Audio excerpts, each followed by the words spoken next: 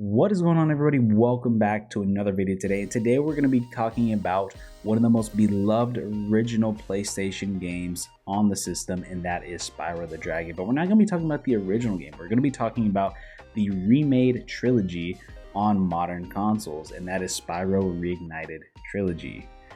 The original Spyro trilogy was one of the most successful franchises of its generation. It was a game that was right in line with kids who grew up in the late 90s to early 2000s and remember it fondly. But today, we're going to be covering the remake and if it lives to what we remember playing back in the day. So the first game of the original trilogy was released in 1998, with the second being 1999 and the third being 2000. And it was all developed by Insomniac Games, and if that developer sounds familiar to you, those are the same developers that created Ratchet & Clank, Resistance, Sunset Overdrive, and obviously currently the modern day Marvel Spider-Man games. As a PlayStation 1 exclusive, the original series sold over 20 million copies worldwide, one of the main titles to push the 3D platform genre forward, alongside with its PlayStation exclusive counterpart, Crash Bandicoot, with a lot of talks being that they were going to have a merger one day of them combining the two characters together in a crossover type of game, but it ended up fizzling out and we never really heard much after that. With the success of the game that it had in its prime in the late 90s, early 2000s, and now the current lack of accessibility of playing those games now, unless you want to go on some marketplace, it made it perfect for this game to be a remake. And also with the lack of modern 3D platformers in today's gaming landscape, with that genre kind of being on a low point right now, it was kind of perfect to bring this game back. And also with the potential of coming out with future games for this and adding to it and bringing more to it, because I'm starting to see this slight revival of 3D platformers, especially with the current game of the year this past week was Astrobot. And I think a lot of developers and a lot of old IPs are starting to come to people's minds that, hey, let's see if we can bring this back. And Spyro was one of those where it's a little ahead of the game because they obviously released it a few years ago, but I do think there's potential room for a future spin-off down the road. So now let's talk about the current graphics of this. This game is not a remaster, just so you guys know. This is a complete remake of the original. They pretty much took the idea of the original and just completely remade it from scratch with brand new assets and modern day engines. The original game, if you go back and look at it, almost looks like a template for the remake that was currently made. It was almost like a concept of what it could be. In this remake, everything's a lot more colorful.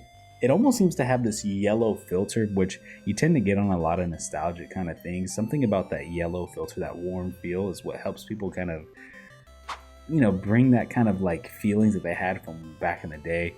And I think they did a great job of doing that, because every dragon, it almost kind of looks like what you remembered looking like as kids in your head, but when you actually go back and look at it, oh man, they all kind of look the same. So in this new iteration, they really did a great job of making sure every one of those characters that you get introduced to and every dragon you unlock or release, all unique with their own little quirks and characteristics about it, that you almost like I said, it's one of those where you thought that's how you saw it, but when your imagination plays little tricks on you. So when you actually play this modern day game, it's like, wow, it's like really adds to that experience. As for the gameplay, there's really no major differences. Everything kind of runs the same. And I will say this, as playing this game as an adult, you start to realize this game was for kids, especially with how easy it is. It's pretty simple. A lot of it's just charging or you blow fire. That's pretty much it. Those are two things you need to know, and making sure that you're timing your jumps properly. It is a true platformer. Like there's nothing else to it. It's just pretty much making sure you're landing on your spots, and then you got to take out a couple enemies that really all of them just take one shot of a breath or knocking them out or whatever it might be. But I will say, even though going back on it as an adult, you're like, okay, this is for kids, it is still pretty relaxing to play. It's something simple, something chill, something that maybe you don't want to watch TV, maybe you don't want to do this, but it's something that kind of occupies your mind, and you can just kind of play relaxing without having to stress too much about it. It's just something to keep you kind of busy.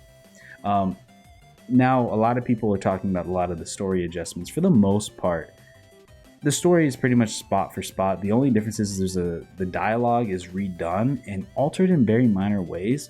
But from what a lot of people noticed was that the cutscenes are pretty much, I don't want to say drastically different, but it was almost like the original gave you an idea of what they were going for, which obviously it was due to the technical limitations. That's what they had to go for. But you look at what they did now, and they added a lot more quirks and details and little things to it to kind of make it either a little bit more goofy or make it a little longer or something like that. So a lot of the stories and cinematics are messed with and changed a decent amount, but it still stays true to what was actually trying to be portrayed in those previous original games. Honestly, like I said, I think this game is pretty faithful to the original and made the experience a lot better than its original counterpart. Like, I would imagine going back and playing the original games now, modern day, it almost feels, it's just too dated.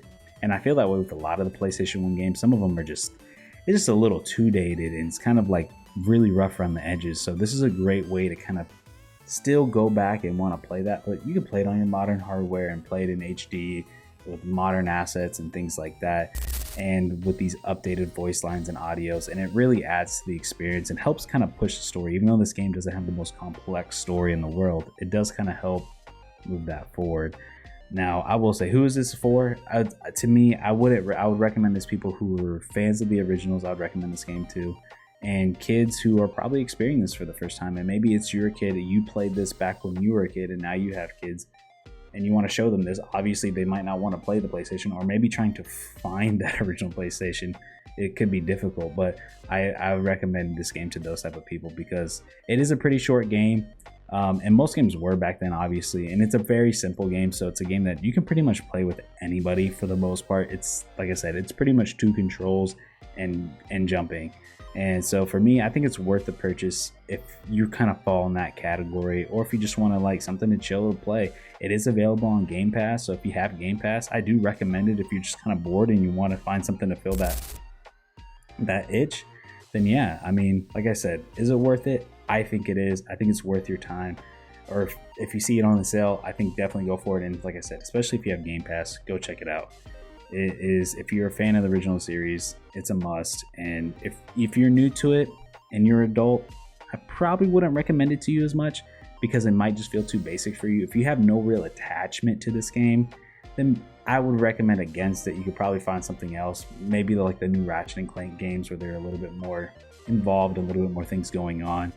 But yeah, if you guys enjoyed the content, please feel free to like and subscribe.